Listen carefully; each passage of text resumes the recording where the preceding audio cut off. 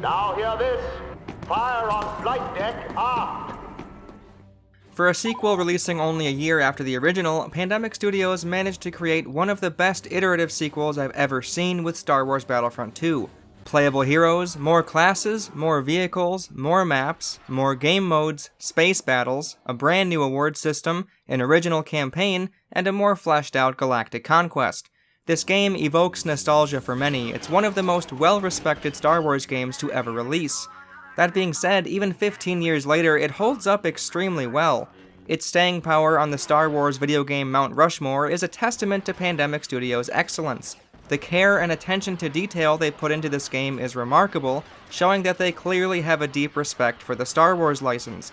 In this video, I'll be going through the game in depth, discussing both the positives and the negatives. I'd recommend watching my video on Battlefront 1 if you haven't already, as I will be referring back to it whenever necessary.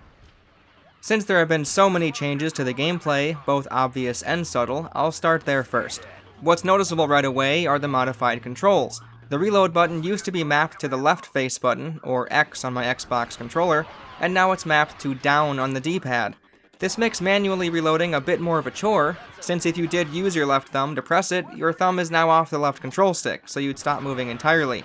I've gotten very accustomed to odd claw grips in the past, so maneuvering my right thumb to reload while running around felt natural enough that at this point I don't even think about it. The X button now targets an enemy, which is useful for when you're using a homing rocket launcher, but otherwise might seem superfluous at first glance. I have a hunch it was added to account for the increased amount of chaos that's possible, and also to account for how often friends would play the game in split screen. There's so many soldiers running around everywhere that it can help parse through the noise, allowing you to focus on a single target. Obviously, when playing on the same TV with friends, you have less real estate to work with, so the targeting is even more beneficial for couch multiplayer sessions.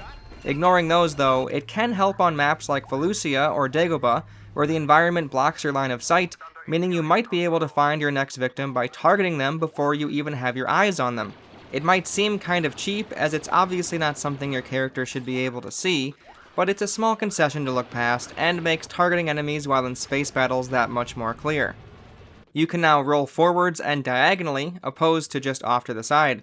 This is really nice, as in the previous game, if you wanted to evade enemy fire but still go forward, you'd have to turn to the side and roll left or right like you're playing Earth Defense Force 2017. It felt awkward, and jumping straight ahead didn't feel very good either. That being said, you can no longer be in a prone position like you could before. I was going to talk about how being prone was never that useful in the first place, and since stealth wasn't a viable strategy, it wasn't a big deal. However, when I tested going prone while in the grass in the Kashyyyk Docks map, it did seem to make somewhat of a difference. Turrets that were stationed above could see me, but the AT-STs, even though they were very close, never decided to shoot at me. I was even able to use my recon droid orbital strike to take it out, which felt amazing. So yeah, I guess prone was more useful than I thought, so it is a shame that you can't do that in this game. Thankfully, they've added in a sprinting option, which is a huge relief since there wasn't a way to speed up your movement in the previous game besides jumping. There's now an energy bar to go along with actions like rolling, jumping, and sprinting. I think this is a good addition, although the side effect is one that I don't love. Before, there were only back-to-tanks and ammo packs on the ground, but now there can be a whole host of strange colored pickups. The yellow ones give back energy, the green ones grant a bonus that reduces damage taken, and the red ones grant a bonus that increases damage given. It kind of clutters up the battlefield, and it never feels good when I'm jonesing for a health pickup, but I end up with energy instead. The enemy and allied colors are now switched from red and green to red and blue. As minor of a change as it is, I do like it, since it separates the two Battlefront games in my head, giving both of them their own personality. I would imagine this was actually implemented because red-green is the most common type of colorblindness. The command post being blue instead of green will make it that much clearer for red-green colorblinded people, and is innocuous enough that players who aren't colorblind wouldn't even think twice about it. At those command posts, you can now swap between classes anytime you like. This is a straight-up improvement over the original. Pausing the game to kill your character was a very inelegant method to swap classes. Being able to change between classes without dying obviously helps your kill-to-death ratio, but it also allows players to be more strategic and work better with their team. This is of course shown very well in the tutorial, where you'll switch between units to accomplish certain tasks. It's a great tutorial overall, and it gives off the impression that it really is a team game. If you see that everyone's a regular soldier, maybe you'll swap to an assault class to shoot down vehicles, or a sniper to provide some support. You could also swap to the engineer to dispense ammo to some sniper allies, or repair some droids and turrets. It's a great addition, one that makes perfect sense and has virtually no downsides. One drawback is the removal of the named command posts. They're all numbered this time around, which could make it clearer for a team battle, but I preferred when the map had more personality to it. There also aren't any indicators on whether vehicles will be at certain command posts or not. So often I would load in, hoping I picked the right spot to nab myself a vehicle, but didn't see anything. This isn't even enough to be sure there aren't vehicles at that command post, since there's always a chance your AI ally took off with it and that's why it's missing. Felucia apparently does have vehicles, but I could never find them since the map never told me which command post they were close to. I mentioned that in the last game, when enemy AI units were to go in turrets, it would lead to an instant death more often than not. They became sharpshooters, and it felt unbalanced. I think they overcorrected on that front.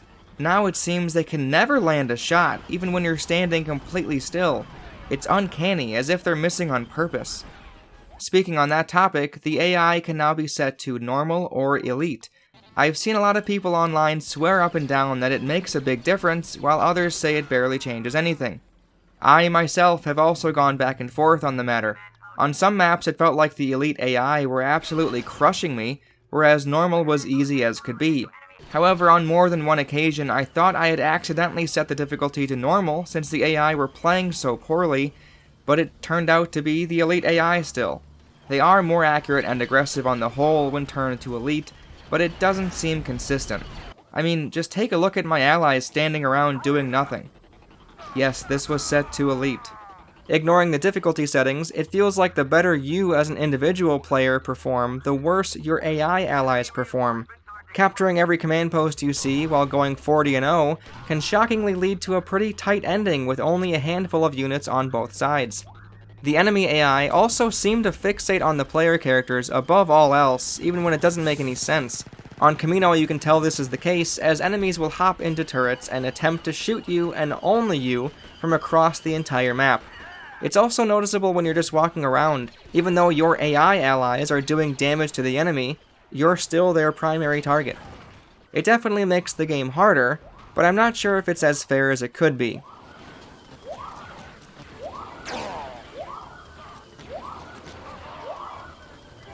Speaking of aiming at enemies, the droid units seem to have smaller hurt boxes than other troopers from opposing factions. They're the only ones that aren't humans, so it makes sense that their shape would be different. It just feels a bit cheap when playing as the clones.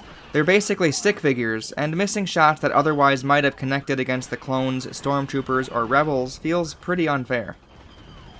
Every faction in the previous game had one unique unit, such as the Wookiee, Dark Trooper, Jet Trooper, and Droideka. Now every faction has two unique units, and they're both locked behind scoring a certain amount of points during the battle.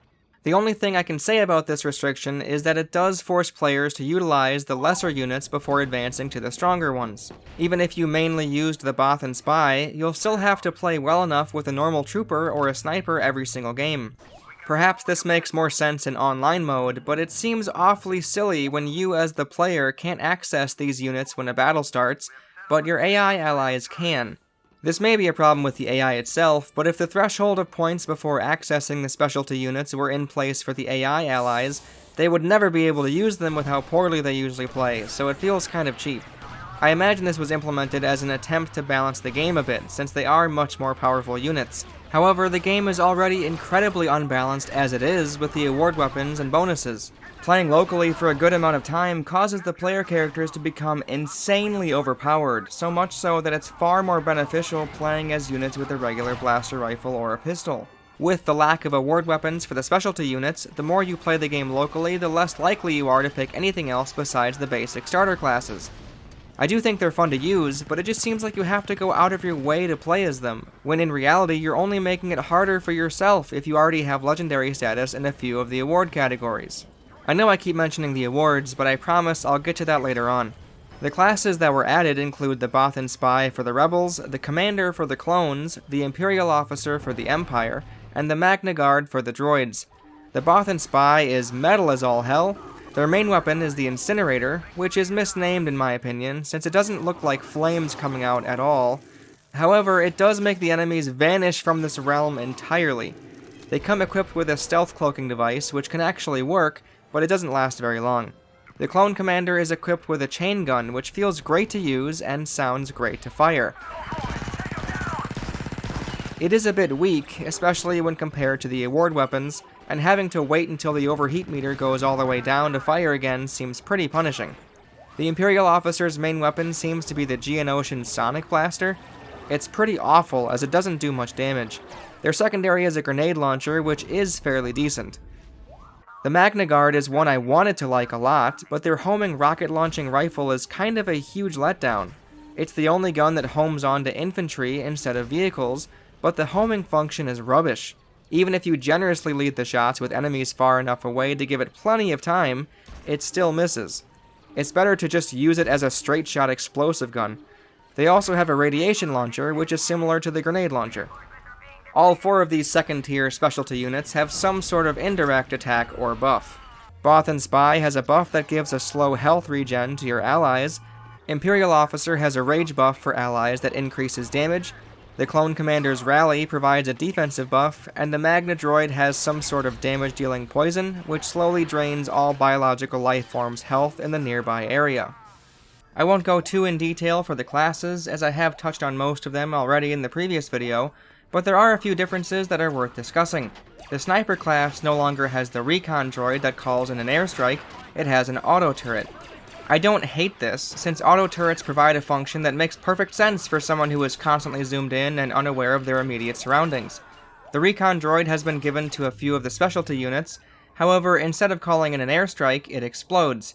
As much as I did love the overpowered airstrike attack from the previous game, it makes much more sense for the droid to self-destruct, especially considering how many of the maps now have ceilings this time around. The assault class has been significantly improved, even though their weapons are all the same. The only difference is their rocket launcher. It does so much more damage, meaning they're finally a good counter to the previously overpowered vehicles. The Jet Trooper, even though it's pretty much the same as it was in the previous game, seems lost. It's the highest tier specialty unit for the clones, meaning you need to amass more points to unlock him than you do for the Clone Commander. Not only is the Clone Commander much more useful as they have the rally bonus, but their main gun is more interesting, and they have the recon droid. The Jet Trooper can fly, which we're all very proud of him for, but he just has grenades, the pistol, and somehow a less interesting EMP launcher. In the first game it had its own unique sound and visual effect, but now it's just a regular boring explosion. The Dark Trooper, however, is now a far more interesting class to play as. Instead of the Tri-Shot, they come equipped with an arc caster that can be charged up to chain a lightning strike between multiple infantry units. Holding down the fire button to charge up the attack, only to release all of it in a room full of enemies, feels fantastic, even if it can lead to a lot of friendly fire. Playing as a hero in Battlefront 2 is pretty hit or miss depending on which one you get. They're map specific, so depending on the faction, on Coruscant you could be Darth Maul, Mace Windu, the Emperor, or Luke Skywalker. That's a small sample size, but it should already be clear that the heroes don't always make sense with their factions or map placements. Anakin is playable only on Mustafar, and only in the Galactic Civil War era. If you play in the Clone Wars era, it's not Obi-Wan Kenobi and Anakin, it's Obi-Wan Kenobi and Darth Maul. Very strange, but considering that Anakin is one of the worst heroes in the game, I won't be complaining too much. Anakin's lightsaber swings are comically off-target. It's as if he's trying to draw a triangle around the enemy. To differentiate the lightsaber-wielding heroes, they've been given very specific swing animations unique to them, which doesn't always align with how you'd think that character would fight. However, the one hero that has his animations aligned perfectly with the films is Yoda, and he's just so annoying to use. Why can't they just learn to swing normally? They also have some sort of force power, which can range from a push, a pull, lightning, force choke, and by far best of all, lightsaber throw. The lightsaber throw kind of reveals how awful the regular lightsaber attacks can feel, since it's often far simpler to throw the saber at an enemy right in front of you, instead of swinging at them. Since Darth Maul has the double blade, he's essentially the best hero to play as when you spam the saber throw. Actually, he's just the best hero to play as regardless. He decimates anyone in his way. The Force Push is decent enough, but it doesn't really flow well with your other attacks. It's often more enjoyable to push enemies off the level entirely, but there aren't as many maps with a death pit to fall into as the previous game. The Force Pull is a decent idea, since you are pulling enemies towards your swings, but it's really finicky on whether it decides to work or not. Honestly, both the push and the pull suffer from the same exact problem, you just have no idea where the hitbox on the attack is. Both are invisible, which makes enough sense as you're using the Force, but it can be very unclear if you'll connect with the attack. It's better to make sure your reticule is stationed right on top of the enemy, which seems kind of silly for an attack that's instigated with a hand gesture. There are a few non-Force users, and they're essentially beefed up regular soldiers. Boba and Jango Fett's flamethrower doesn't seem powerful enough, Leia seems underpowered in general, Chewbacca feels like a normal Wookiee, and Han has the strongest blaster in the galaxy. I think the saddest of them all is General Grievous. He has a rage buff and can slash with his lightsabers, but that's all he gets. Poor guy. Since he doesn't have Force powers, he also can't hover like the Emperor, or perform the most impressive acrobatic routine of a lifetime with Obi-Wan or Anakin. All of the heroes, to keep them balanced, have a lightsaber timer at the bottom which functions as a health bar as well. It ticks down even when standing still, taking damage knocks chunks off, and killing enemies increases the meter, giving you more time. Again, with Darth Maul, it can be pretty overpowered. Even when camping out in an enemy command post with newly spawned enemies all shooting at him, the double blade is just too strong. Fighting heroes in the previous game was a terrifying endeavor, and surprisingly, even though you can take them down with conventional methods, they're just as menacing. Seeing Obi-Wan barreling at you from far away provides a new horror, as his lightsaber throw is an instant kill, and he's not shy about using it. All of the AI heroes seem to know the meta and throw their sabers constantly. That being said, I really dislike that only the player can use the heroes. If you have a hero available and decline to use them, they aren't controlled by a bot, they just don't show up. It's especially lame when there's a human on both sides of the battle, since there can't be AI heroes running around at all. Maybe in the grand scheme of things, this restriction is actually a good thing, since it gives more reason to play the original Battlefront now and then. There are 10 brand new maps to play on in Battlefront 2, and what's fantastic is they didn't just add some of the newer locales from Episode 3, they included more of the original trilogy as well. Tantive 4 is where Star Wars as a whole began, so it's pretty fitting to include as one of the 10 new maps. The cramped hallways mixed with ceaseless gunfire and grenades from both sides produces absolute chaos from start to end. It can even end up tanking your frame rate. The Death Star has an interesting layout, walkways you can jump to and from to get around the map quicker, and you can destroy a few of the platform controls, which is a fun way to interact with the environment. It has the holding cells that Leia was locked in, and even better, shooting at the metal grating leads to the garbage chute. This game was clearly made by people who love Star Wars. Dagobah is also a map that was added from the original trilogy. It has a cave in the center, which is a fun command post to defend, as enemies sometimes all pool in at once, leading to some hectic encounters. This most likely is the cave that Luke went into in Empire Strikes Back, as you can hear Darth Vader ominously breathing in the background.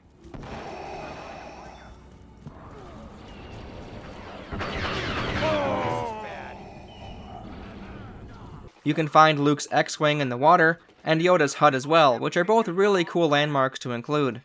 This is one of the maps where a thick layer of fog impedes your vision from a distance. Felucia is another, and the map itself is absolute mayhem. Even though it's outdoors, and when spawning in it looks reasonably spacious, it's one of the more frantic areas in the game.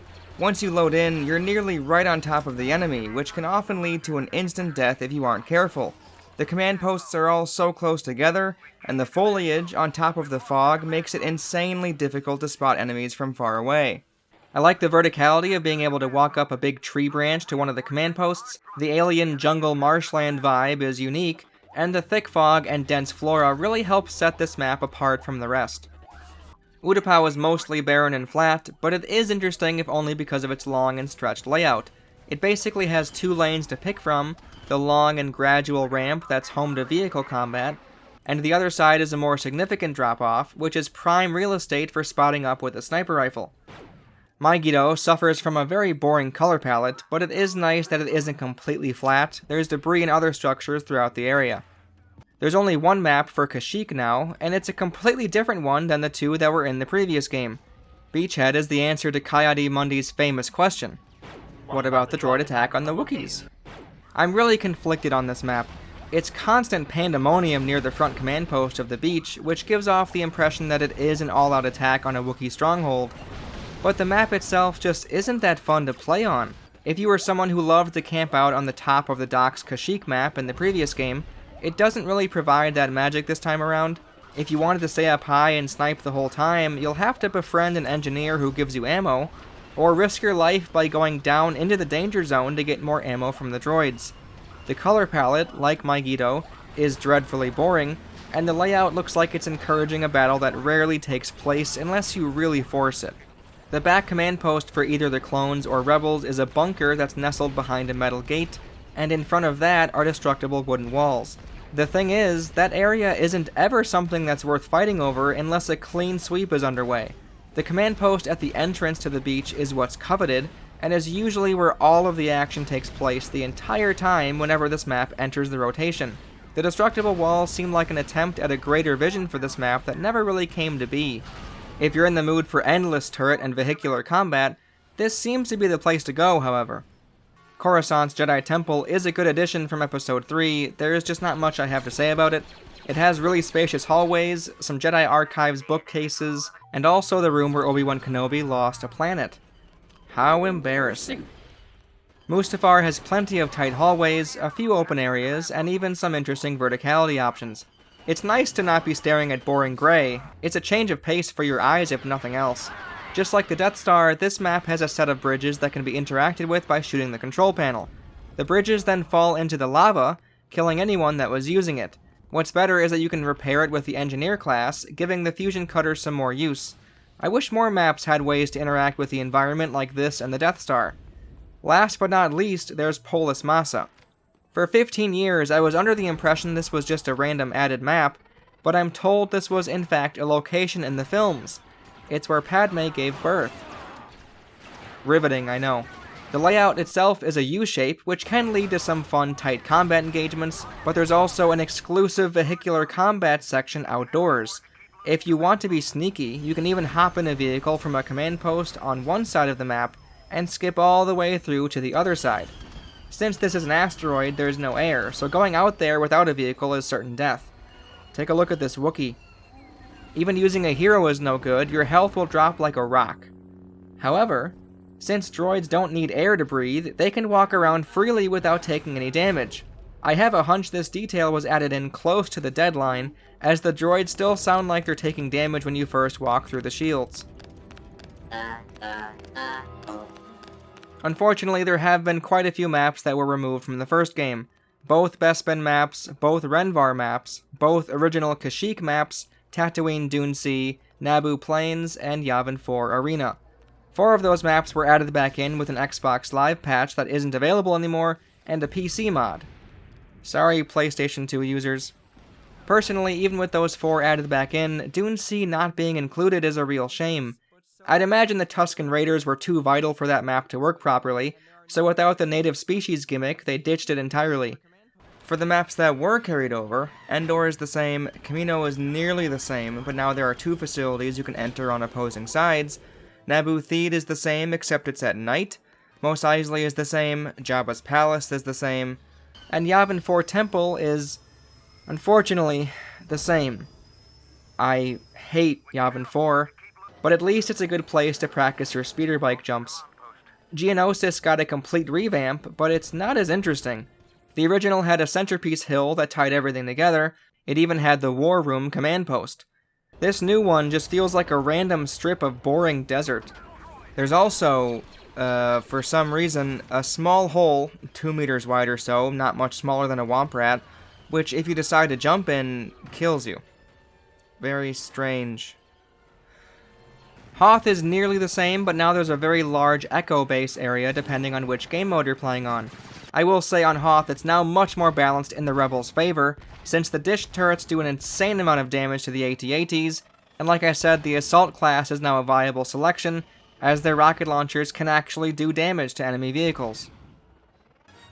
Technically, there are a few more maps if you count the space battles. Depending on which planet you're hovering over, the layout of the cruisers and frigates will change, which is a subtle but significant enough difference to keep things kind of varied. It also makes a little more sense why Bespin platforms, Tatooine Dune Sea, and Kashyyyk Hills weren't included, since dogfighting is now much more emphasized with dedicated space maps. The targeting system makes a lot of sense in space, and the ships seem to have more maneuverability than in the previous game. It is a pain to have to turn around when chasing an enemy, but I feel like it kind of needed to be, so it's not worth dwelling on. The variety of ships on offer is pretty great, however they don't feel as balanced as they could. There are some differences with their main weapons and their appearance, but they can essentially be clumped into a few categories: starfighters, interceptors, bombers, and shuttles. My main complaint comes down to the starfighters like X-Wings and TIE Fighters. They move pretty quickly, and their guns feel good to use, but they're ridiculously weak. If you're anywhere near the opposing team's frigates, their auto turrets will take you out in no time. Taking out opposing ships is supposed to be what they're good for, but even then, I don't think they're very good at it. It seems easier and safer to take out enemy ships with the bomber or the interceptor. Even the shuttle is better than the starfighter. Since they take more damage before exploding, it just seems like the clear choice regardless of your intentions. In a more general sense, I think I prefer the Clone Wars era when it comes to ship selection. The designs aren't quite as iconic, but their guns are more interesting. I especially like the blue wavy homing attack from one of the droid ships. Destroying parts of the frigate with the bombers is of course very satisfying, but what's even better is infiltrating the enemy hangar to sabotage from within. The fact that you can do this is insane. Around this time, I don't think there were any other games that had this smooth of a transition between flying a ship in space to playing the game normally as a foot soldier. I love it. The dedicated pilot class that's only available in space battles comes equipped with the Time Bomb, which is perfect for planting on the ship's shield systems, life support, and engine cooling tanks. You could also use the Space Marine, which comes equipped with the rocket launcher and grenades. I'm assuming they were put in the game as a counter to the pilot, but personally I hardly ever use them, since when you're trying to sabotage, it takes all your rocket launcher shots and then sometimes even some grenades. Sabotaging the frigate from within feels like Pandemic understood the appeal of being a Wookiee on Endor in the original game, taking out the enemy base from behind. The fact that you can take out the shields from the inside is genius as well, as it gives you something to do after the sabotaging is done with. You could of course stay in the hangar to shoot down pilots as they spawn in with your pistol, but now that the shields are down, taking an enemy bomber and finishing them off from the outside flows very well, like a natural cause and effect.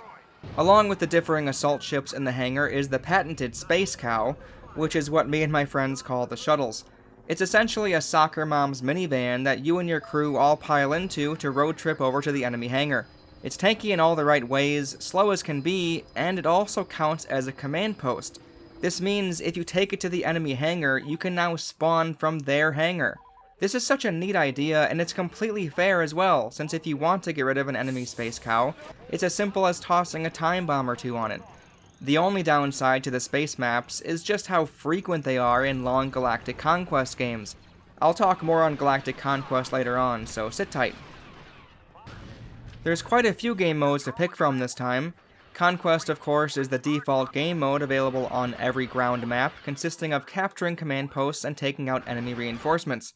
Capture the Flag is also included, both the single flag and multi-flag variants depending on the level. If nothing else, hearing the voiceover from the Empire talking about how the enemy has dropped the flag is kind of funny. The rebels have foolishly dropped the flag. Capture the Flag takes on a different feel when on the space maps, as the flag and the target destination are in space. It's pretty fun, all things considered. There's also a hunt mode, which is a deathmatch between some sort of regular soldier and the native species of the planet. Even though hunt mode is fun to play, I don't like its inclusion only for the ostracizing feeling I get from it. It seems like Pandemic wanted to make a more competitive game, so they took out the fantastic Dune Sea map from the original, with the native species third team, and shoved them into a gimmicked game mode, almost like they were ashamed of it. It is fun being a Wampa and fighting off soldiers in Hoth. It is fun fighting Jawas as Tusken Raiders, but all of these native species could have just been used to make the conquest modes more interesting, like in Dune Sea. It's just a shame, and oddly enough, there isn't even a hunt mode for the Jabba's Palace map, even though Gamorreans show up as enemies in Conquest mode. The Gamorreans in Jabba's Palace are the closest thing to Dune Sea in the game, and it's that much better because of it. I highly doubt I'll ever talk about the 2017 Battlefront 2 on my channel, so I will say really quick, for all of its genericness, it had a fantastic Ewok hunt mode. The Ewok hunt in the 2005 version is pretty lame in comparison. Lastly, there's also Assault mode, which is the default for space battles. Get to a certain amount of points to win the game. Besides the space battles, Mos Eisley is the only map that has the game mode available, and the whole gimmick is that heroes are fighting against each other. Good guys and bad guys are all clumped onto the same team, of course, Anakin landing himself on the bad guy team. I have a few problems with this all heroes mode. Mos Eisley is a terrible map for it, since you'll spend most of your time walking around trying to find someone else to fight. It's way too big. Maybe Mustafar would have been a better map for this. Since the command posts are set in stone as spawn points, the only way to gain points is by killing heroes of the opposing team. The default for Assault mode is 180 points to victory, which works fine for space battles, but is entirely too long for hero battles. This means if you wanted some space battles and a hero battle in an instant action playlist, you'll either have to make space battles much shorter, or suffer through a half hour of wandering through the barren Mos Eisley. Besides that though, the hero battles can create some great scenarios. Seeing Anakin and Darth Vader work together to kill Obi-Wan was hilarious, as was the time I force-choked Luke Skywalker, only to have his dad come up from behind to finish the job. Happy Father's Day. It's finally time to talk about the awards. Just a quick preface, almost all of this applies to local play, not online. To seemingly provide some kind of long-term goal, not only are your career stats recorded so you can stare at them self-indulgently between play sessions, you can earn bonuses by accomplishing some in-game feats. Earn 12 points in one life and your energy will recharge at a faster rate for the rest of the battle. A reduction in damage taken and an increase in damage given are bonuses that occur when 24 points and 36 points are achieved in a single life respectively. Getting 6 pistol kills in one life will give you an extremely overpowered pistol. Getting 12 kills with a blaster rifle, 6 headshots with a sniper rifle, 4 rocket launcher critical hits on a vehicle, and 8 kills with a shotgun all grant you a specific award weapon as well. Not all of them are equally overpowered, but the gist of it all is if you play well, you'll be given tools that will make you play even better.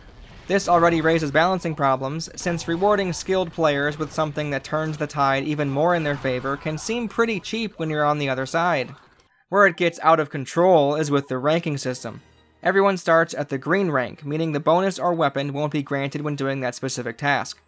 Once you get 4 of that certain award through all of your games played, you move up to veteran. At this rank, you'll receive the award weapon or bonus once you accomplish whatever single life goal like usual.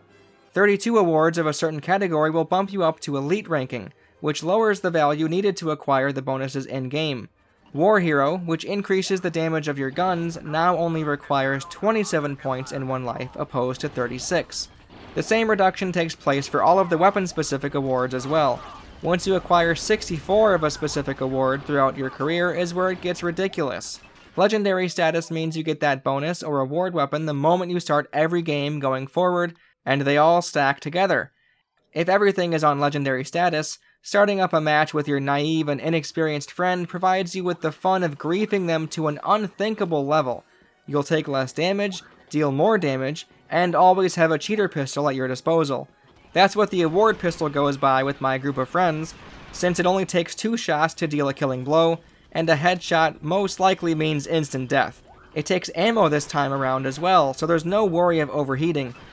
I don't want to paint all of this as an outright negative, because like most games that have an unbalanced meta, it has its charms. For better and worse, this award system is a big part of Battlefront 2. Once you submit to its tantalizing allure, you'll find yourself hiding out in the enemy hangar to farm gunslinger awards. And if you're absolutely insane, I mean out of your mind, you might camp out on Hoth, doing nothing else but fire at the AT-AT weak spots to farm the extremely tedious Demolition Award, which only grants you a remote rocket in return. It is fun to use, but unlike the straight-up improved shotgun, blaster rifle, and pistol, it's nowhere near as useful. The other award weapon that doesn't feel like an outright improvement is the beam rifle, which is the supposed upgrade to the sniper rifle. The gimmick to it is that you can shoot through enemies, killing multiple with one shot. That sounds neat and all, but if you wanted to snipe enemies from far away with your sniper rifle, it's nearly garbage. It's not just that it's inconsistent on whether a shot will connect with a faraway enemy, it's that it clearly has drastically reduced range compared to the regular sniper rifle. You might never want to use it ever again if you prefer sniping from far away, which brings me to another issue with the awards. For the sniper, shotgun, pistol, and blaster rifle, once you get legendary award status, the game desperately wants you to forget about the generic version of that weapon. Every time you spawn in, if it was a primary gun, you do start with the non-award version, but once you swap to your secondary weapon and back, it's now the award version, and you aren't allowed to swap back. You can, however, change classes at a command post, which seems to work well enough, but that's really not an ideal solution. If you're hellbent on never using the beam rifle, and don't want to be sitting next to a command post the entire game, you either have to never swap over to your secondary gun, or create a new profile.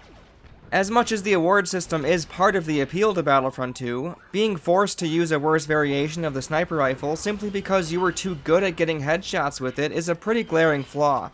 At least give players the option to spawn in with it or not. The only award I haven't mentioned yet is the Technician, which is given when you successfully slice into an enemy vehicle.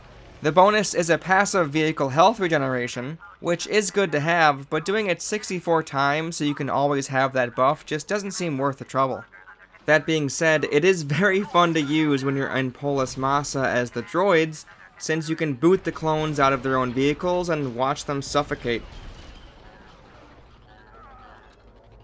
The Rise of the Empire mode is a significant upgrade over the pretty stilted campaign from the previous game. Instead of playing individual disconnected battles with some film scenes in between, the player tags along with the most decorated clone battalion, starting with the tutorial on Geonosis, going through Order 66, and ending with the Battle of Hoth. The fact that you keep playing after Order 66 is great. It almost feels like post-game content, even though there actually are more missions in the second half of the campaign. The original actor from the films reprises his role for the game, voicing Jango Fett and the retired clone, who we hear in between the battles of the campaign. It tells the story of everything that led up to Order 66 from the clone's perspective, which is really interesting, as he often alludes to how hard it was to keep up the charade when he was fighting alongside the Jedi. I won't go through all of the missions in depth, but on the whole they're all fairly solid.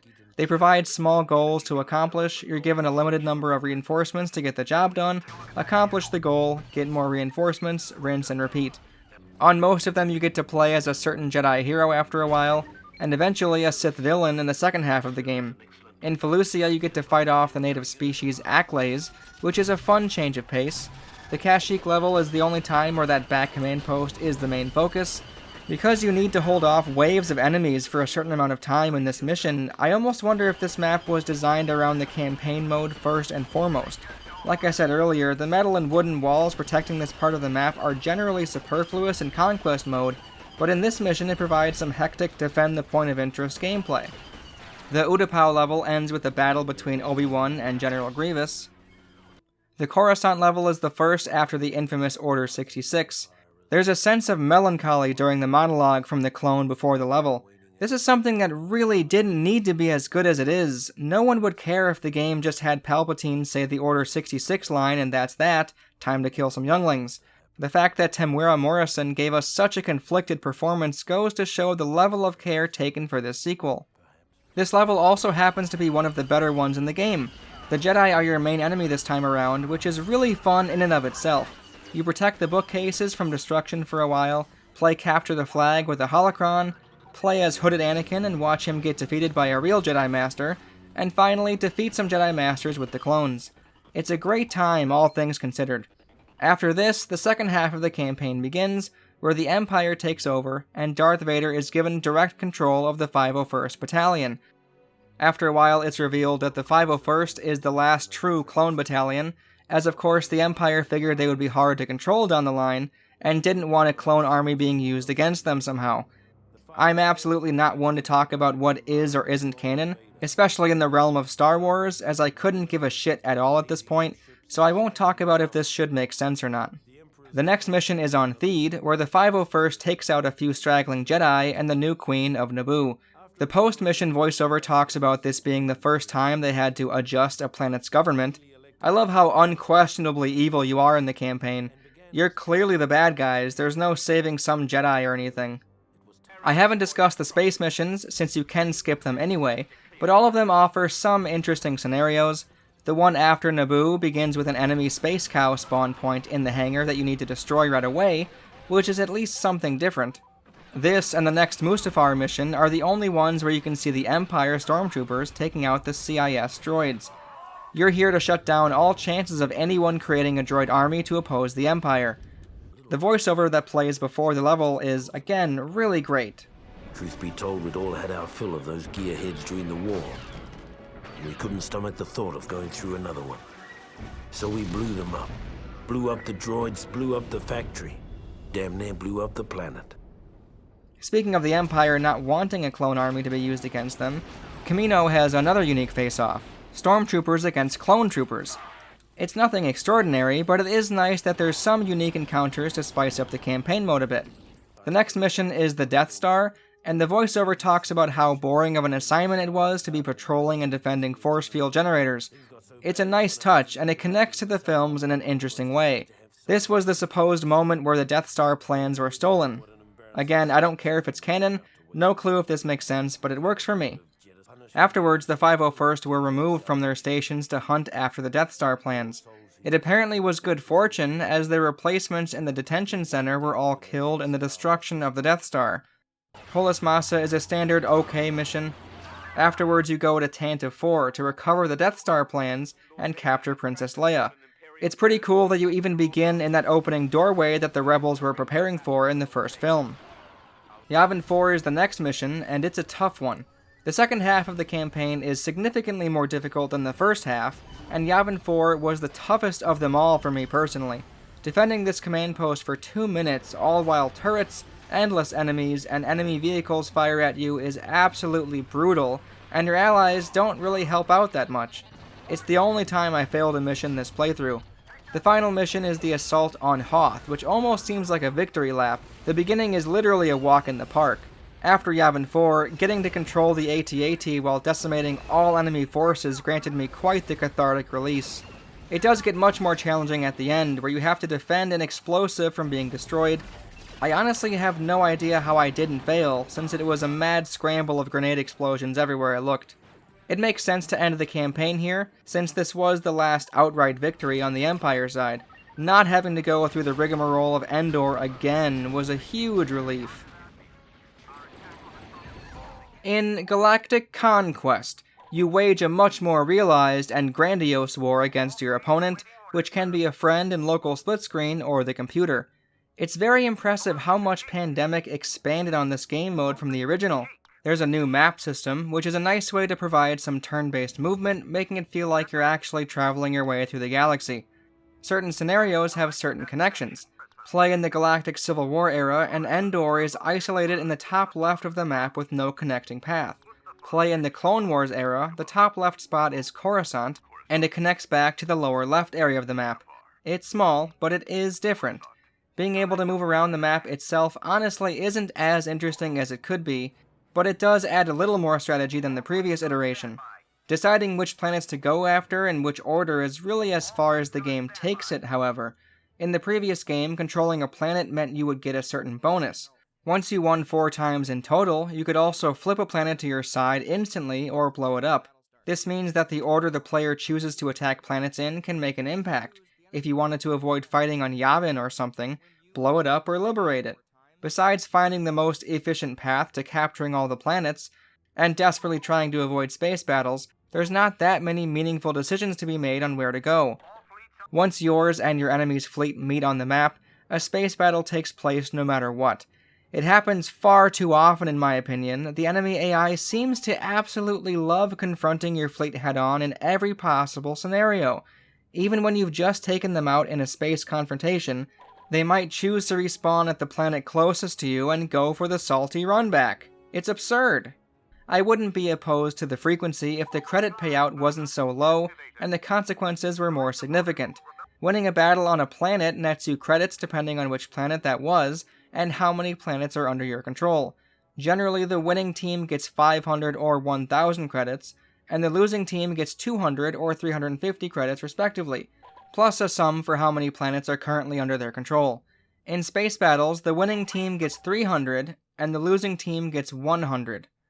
For how long they take, how often they tend to happen, and the minuscule difference in credit payout, the space battles are a pretty big waste of time more often than not.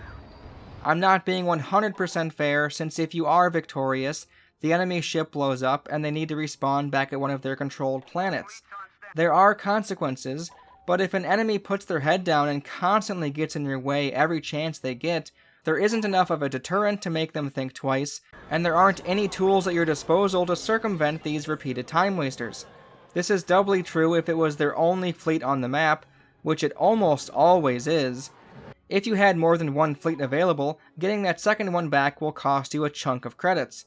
If that was all you had, you respawn your ship for free, and since the AI almost never partake in multi-fleet strategies, they never lose anything for blowing up their lone fleet over and over.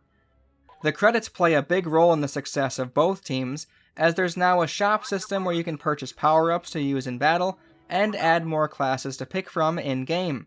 You begin with the basic soldier class unlocked, while the rocket launcher, sniper, and shotgun classes all cost 1,000 credits to make available, and the specialty units both cost 1,800 each. 1,000 credits in the early game is a lot, but also not that much, so picking which class to purchase off the bat is a big decision. What's great is this affects your overall team, not just you, as your AI allies can only select whichever classes are available as well. Maybe having an army of blaster rifles and rocket launchers isn't the best strategy depending on the map selection. The power-ups range from 200 to 800 credits, you can only hold 3 at a time, and they're for one battle only. Personally, I think a few of them are priced very strangely. The back to tanks, where your health constantly regenerates in battle, seems far more useful than the combat shielding, where it grants a once per life boost to your health bar. It accounts for around 3 shots, and of course you can't heal it back up with healing pickups or back to droids. It seems like the combat shielding basically affects the very first enemy encounter, whereas the back to tanks can keep you alive the whole battle, so it's a pretty stark difference in usefulness. Both bonuses are priced at 400 credits. The command post auto turrets seem much more beneficial as well, and they're also priced at 400 credits. Energy boost being 200 is fine, since it's pretty much an afterthought, but it does seem less impactful than the extra supplies and extra reinforcement bonuses, but they're all priced the same amount. The sabotage bonus being priced at 600 feels pretty expensive. However, there are definitely specific maps and situations where it comes in handy, such as defending Hoth as the rebels. As much as I wrote it off initially, it being in your back pocket can come in handy down the line. The enhanced blasters bonus feels like it should be overpowered to all hell with the award guns and bonuses, but honestly I couldn't tell that much of a difference with it equipped, so chalk that up to being overpriced as well. The most expensive bonus is the Playable Hero, which costs 800. It is a nearly guaranteed victory when you use it, but I don't know. Something about it just feels out of place. I think I would have preferred the hero be non-playable like in the previous game, otherwise it feels a little too simplistic and straightforward. Playing against the AI with it activated is basically an instant victory. However, playing against a competent human opponent makes it much more interesting. 800 credits is a huge gamble if your friend can just spam their cheater pistol and take you out within seconds. It could leave you with essentially no bonus and a big L on your scorecard. You can also use your credits to purchase an extra fleet to move around the map with, which costs 1,000. Positioning your extra ship over a planet you absolutely don't want to defend, and are just tired of playing on, is a strategy that can be effective. Overall, the credits and the decisions to be made with them is the real heart of this game mode. No matter what, starting up a new Galactic Conquest instills such freedom in me. I have 1,000 credits. Should I buy a bonus or two for an easy first victory? Should I buy an infantry class so my team lineup is more varied? Or should I save up for a specialty unit? You could also be absolutely ridiculous and buy a new ship the moment the game starts. The only clear downside to Galactic Conquest as a whole is the lack of the Death Star, Jabba's Palace, and Tantive 4 maps. Tantive 4 I can kind of understand since it's obviously not a planet to control. However, you could argue Polis Massa is just an asteroid. Jabba's palace is of course on Tatooine, and this game has a one map per planet fetish this time around, unfortunately, so it wouldn't work well with this iteration of Galactic Conquest. The worst offender is the lack of the Death Star. It would make perfect sense for the Galactic Civil War era, and could have provided the Empire with 2 bases of operations, which could have made that era more unique compared to the Clone Wars. Maybe only include it when the players choose the Rebels, making them take out 2 bases, thus making it the more difficult of the 4 variations. I would have liked to see something like that, but maybe that's something Pandemic considered and scrapped since they couldn't get it to feel balanced or something. Beyond that, on the whole, it's ridiculous how much fun can be had with such a simple game mode. It is a little more complex than the previous game, but again, it's mostly just instant action battles with a few bonuses here and there, with an overarching board game layout. This is such an easy way to keep people playing for dozens and dozens of hours, which is why it's absolutely bewildering why DICE and EA won't create this game mode for the newer Battlefront games. When you think of the original Star Wars Battlefront games, you think of Galactic Conquest. It's such a clear and obvious game mode to include, but I don't know, maybe that wouldn't be an effective way to sell loot boxes or whatever.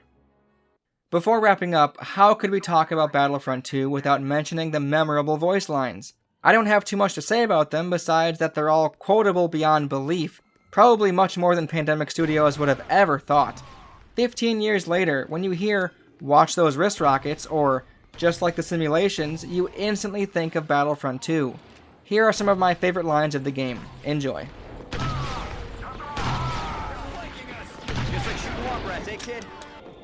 Take out that rebel scum.